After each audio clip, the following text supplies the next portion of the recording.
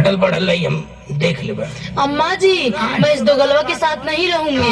मुझे इसका चाल चलन पहले से पता है। अरे चुप रहे, यहाँ करे जब में आग लगा दे तुके चाला चलन भागत है। बुढ़वा टोके डोढ़ा कीड़ा काटी ढोला पड़ी आ कोर होई टोके कुल जवन करत हवे करता हम हूं कहीं नहीं, लेकिन केहू न जल्ला। कहो काकी कहाँ भल हो, कैसन झगड़ा करत हो दुआर में? का भयल हला सुना का भयल है। जिया के तू हमारी रखत हवे में हरी बुढ़ावारी करत सराम। हाँ बुढ़ावारी करत सराम, सुन ले बुढ़ावारी करत सराम। भैया बोलता ढेर हो गई अब सुन ले रे बुढ़ावा, जिया लेके छोड़ दे भरा।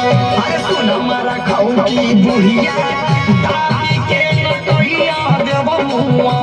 सुन हमारा खाऊ की बुढ़िया हिल के आग जोई दी तो हेरा। है बूढ़ी तू अपन है बोरिया बिस्तर बाना यहाँ से निकसा जाने मन तो अलगुन घरे में चलाता। खबरदार से बुढ़वा, अगर चौखट पे कदम रख लेता। अब 108 नंबर आई, पुलिस वाले फैसला करिए कि घरे में रही के बाहरे रही।